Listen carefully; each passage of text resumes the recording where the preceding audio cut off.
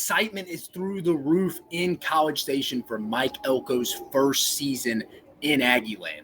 Really, a lot of people are fired up for really the long-term success because I think you see stability. You see a very bright individual. I've worked with Mike Elko. I worked at Texas A&M in 17-18, last year of Kevin Sumlin, first year of Jimbo Fisher.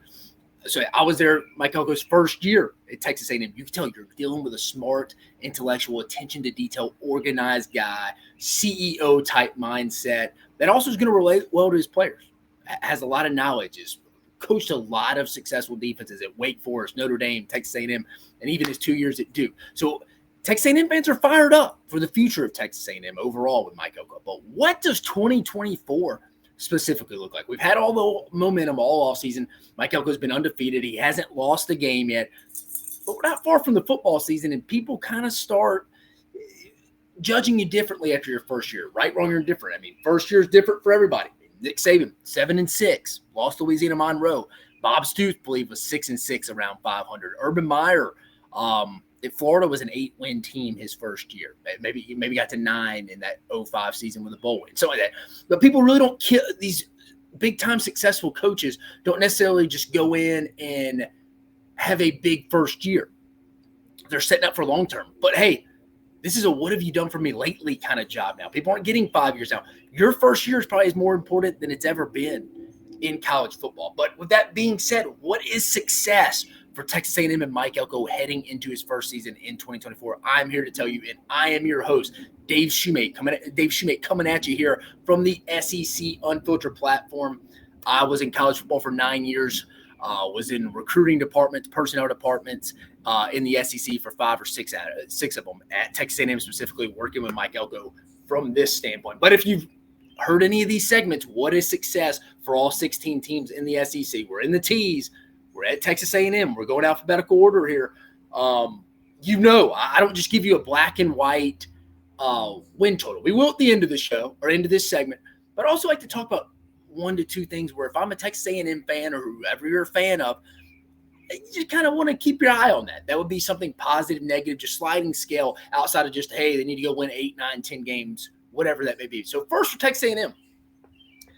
This may be something for your fans, your casual fans. It may be something tough for them to see on a day-to-day basis. But just you'll be able to tell just in Mike Elko's weekly press conferences as the season gets going, fall camp, how they're out on the road in the bye week, in recruiting, just the day-to-day organization of the Texas A&M football program. I mean, the resources are there. The building's there. The new indoor is there. The resources, like anybody can tell you, are there to win big at Texas A&M. I thought Jimbo Fisher, fantastic football mind during my time when I worked with him. Wasn't a great CEO. Wasn't a great manager of people. Really just stayed in the offensive staff room. Didn't really mess much with the defense. Not the defense was bad. Mike Elko and DJ Durkin had it under control. They were always pretty solid on defense when Jimbo Fisher was there. But he just didn't have his finger or hand like Mike Elko will have as an overall CEO. I think that will be improved. I don't know if you'll be able to see it. So I was kind of, when I was prepping for this segment, I was a little hesitant to put this in there. But when I explain it, I feel like you can get it. The day-to-day operation is going to be better under Mike Elko. He's going to have more of a fingerprint on his strength and conditioning program, his nutrition program, his training room program. I know they've made some off-the-field changes between video, player development, training room, myself even mentioning all that. They've made some changes there at Texas A&M. But I think Mike Elko is going to have a bigger hand. And I think a lot of it is he's going to have familiarity with the place he is, specifically College Station. I mean, he already knows some of the big-time boosters from his previous, 18, 19, 20? Yeah, he's 3 or 4 years there previously as the defensive coordinator. He knows the right people to go get in front of. He totally understands that. Granted, Trev Alberts is the new AD there coming from Nebraska, so he has to get accustomed to him. But still, real familiarity, bright guy, big picture, forward-thinking guy. I think a lot of that will translate on game day where A&M won't be looking boneheaded with clock management or just unfortunate penalties that you saw time and time again under the Jimbo Fisher era. So I think that'll be better. Again, I was a little hesitant to putting this one on there. I think it's a little like I've seen behind the curtains at A&M, so I can tell you a little more. Trust me, A&M fans, from a CEO, organizational standpoint, tactician, Mike Elko is there. He's going to be much better than Jimbo Fisher. Don't get me wrong. Jimbo Fisher, phenomenal evaluator, phenomenal offensive play caller, whether people want to believe it or not. He's an offensive encyclopedia, just really a football encyclopedia in general. Got a bad rap about that. He's great there. But in that head coaching role, in today's game, you really need a guy like Mike Elko. It's a big picture forward thinking guy. So I think he's going to be fair. I think he's going to be fine there, but that's something to keep an eye on. I think that's going to be something positive that A&M fans will be fired about. Second, maybe the minority here. I'm not overly sold yet on Connor Weigman. I'm not sold on him, but I'm not sold on him that he is that guy. From what I hear, there's some leadership stuff that needs to be fixed. He needs to take the role as a quarterback at Texas A&M University in the SEC. Take that next step. He's got all the ability. He can make all the throws to all three levels, fit them into different windows, has good hand talent, which I think that's a conversation for another day. I think that comes natural. Phenomenal athlete. It's just, does he want to be the first guy in the building? I'm not bringing Jalen Milroe in this. I guess I kind of am. But I don't think Connor Weigman's getting there at 4:30 or 5 a.m. in the morning like you heard about Jalen Milroe.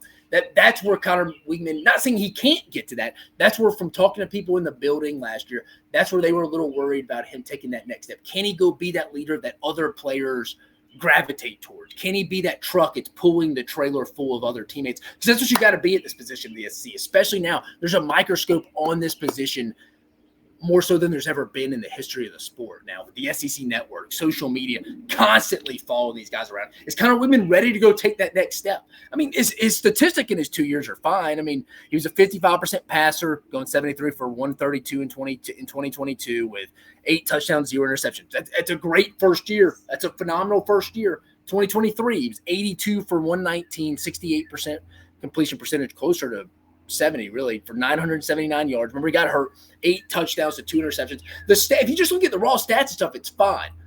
I just want to see how Connor Weigman kind of takes, I say this on a lot of different segments and shows I've been on, is when Ruben Owen doesn't pick up necessarily, or Le'Veon Moss or Amari Daniels doesn't necessarily pick up a blitz in the A-gap, and it's a blown protection.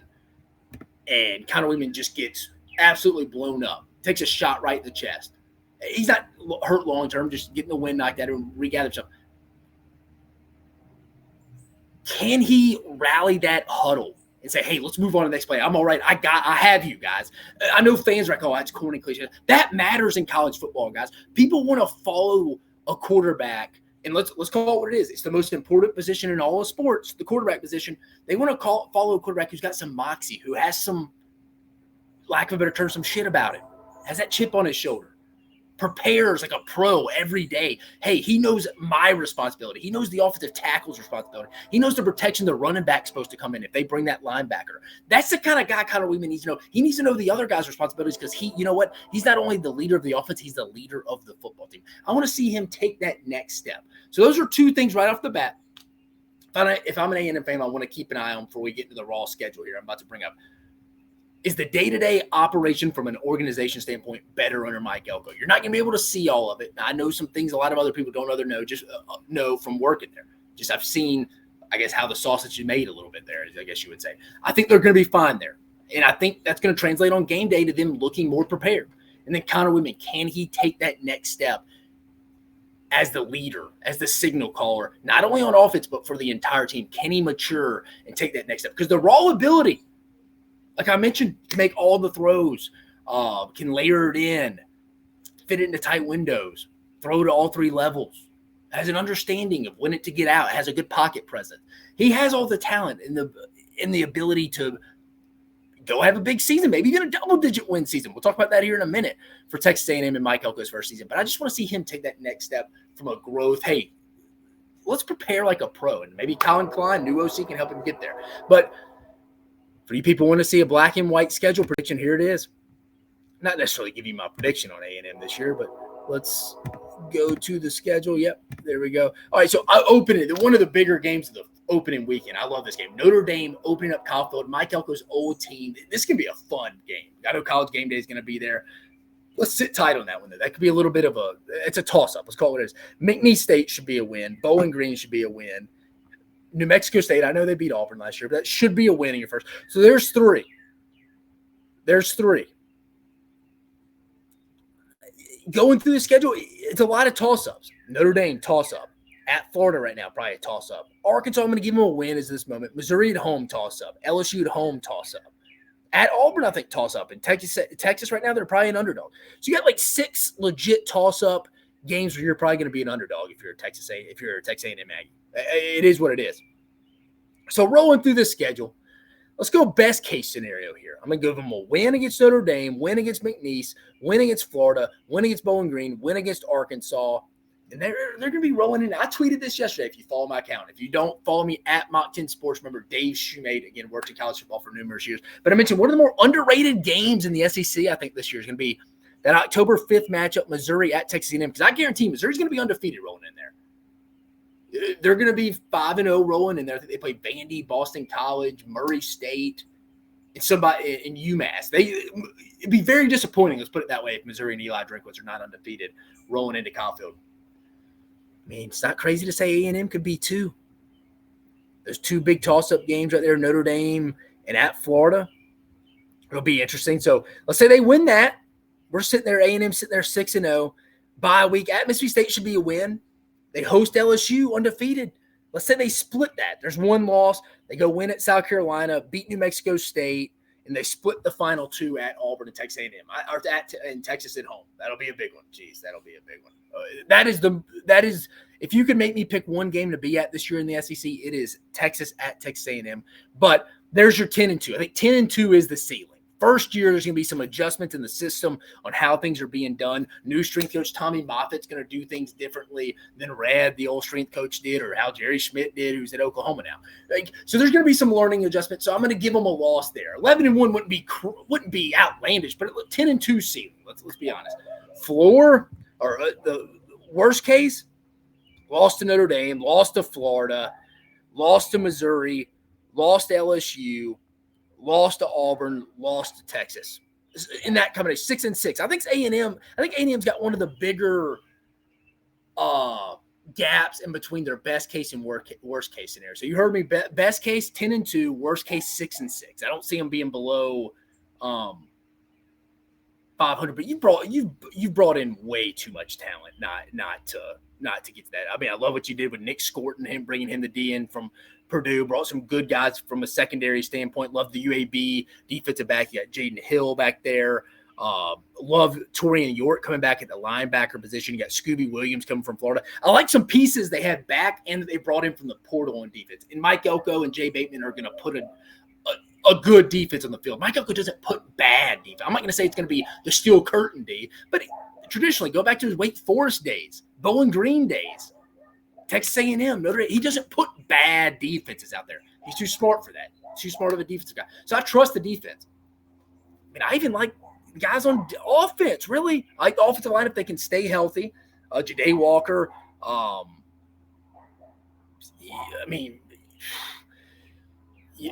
Moose Muhammad, Noah Thomas. You got guys. I like Le'Veon Moss. I like Amari Daniels. Reuben Owens. I like what you got on offense as well. I like some of the key pieces. I really do think the key is going to be Connor Weigman, going back to my point to keep it on. Can he take that next step in the maturation process? So with that being said, schedule's a big gap here compared to the other teams in the SEC. It really is. I think the best case is 10-2, worst case 6-6, which is the biggest gap I've done in this segment. But I think realistic, we're going to go in the middle there. So I think a good season, successful season for A&M. Because this isn't a first-year overhaul where it's like, man, we're really having to change something. Mike Elko isn't that far removed, and they brought in good pieces from a portal standpoint. I'm going to say a successful season in Mike Elko's first year in 2024 at Texas A&M. First, like I mentioned, the day-to-day organization, operation. Does that improve? I think it is. Trust me, A&M fans, it will improve. So there's a check.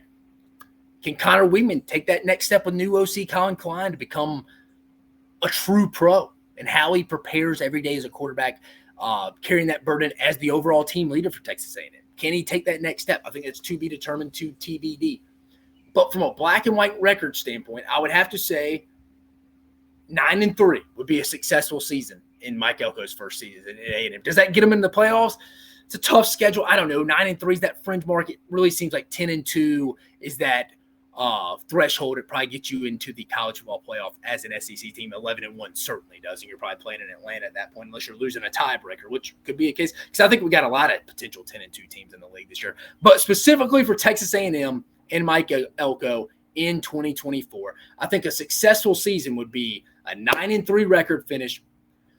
Overall organization, plan, day-to-day improves, and Connor Weigman takes that next step as a quarterback, as a leader of this football team in 2024. I think that would be a successful season for Mike Elko. Again, I appreciate you joining us on this segment of what would be a successful season for Texas A&M in 2024. I'm your host, Dave Shumate, coming at you here from the SEC Unfiltered platform. Don't forget to like, subscribe, rate, review, hit that notification bell. You don't want to miss all the SEC content we have coming at you. This is all things SEC. It's the best SEC content available on the internet. Hit that notification bell, guys. You don't want to miss it. We got fantastic regional coverage coming from me from baseball. 11 SEC teams getting in. If A&M, if Texas and Oklahoma were in it this year, there'd be 13. We got that. Getting to the dog days of summer, but that means a lot more SEC content. SEC Media Days in Dallas is not that far. So I don't want you to miss any of this content. Again, I appreciate you joining us today. You have a fantastic afternoon.